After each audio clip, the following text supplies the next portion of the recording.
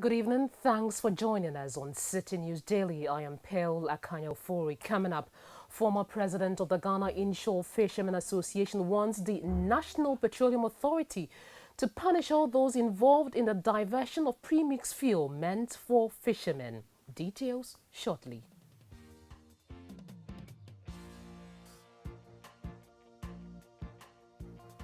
A former president of the Ghana Inshore Fishermen Association, Joseph Quaye, is asking the National Petroleum Authority to strictly punish all oil marketing companies and any other agencies found to be diverting premix fuel meant for fishermen. Citi News has cited several letters from the Petroleum Authority addressed to the National Premix Committee revealing how the product meant for specific landing beaches never reached their intended destinations. The National Premix Committee is proposing a cut down on the number of landing beaches to check the diversion. But Mr. Quaye believes the diversion can end if the NPA holds all others in the supply chain responsible and punishes them accordingly. Meanwhile, the chairman of the General Transport, Petroleum and Chemical Workers Union, Bernard Owusu, has backed the call, saying stiffer punishment from the NPA would go a long way to deter others from indulging in this illegal practice.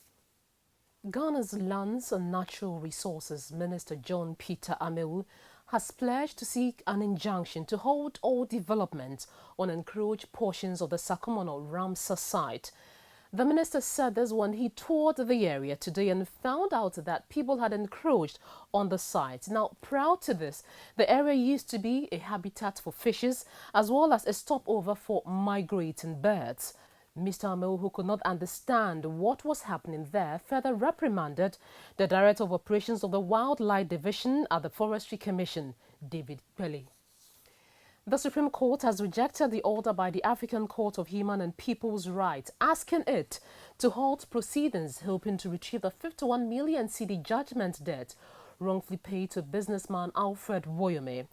According to the decision by a 5-member panel of justices of the African Court, the Supreme Court had no real factual or legal basis to share its powers and jurisdiction with any court or halt its proceedings, therefore its decision.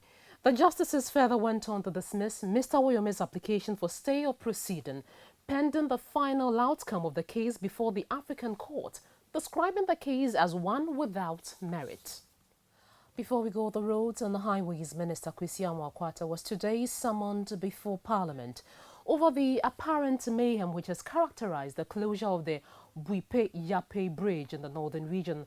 The closure of the bridge is hampering the movement of people in that area. While deliberations on the matter were ongoing in Parliament, the Speaker, Professor Michael Quaye, issued the directive for the minister to appear before the House upon prompting by the Minority Leader, Haruna Idrisu. And that does it for Citi News Daily on Citi TV. My name is Akanya Ofori. Thanks so much for your time.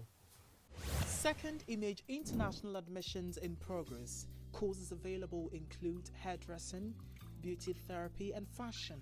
Call us on 0243 331 999. Evening and weekend classes are also available.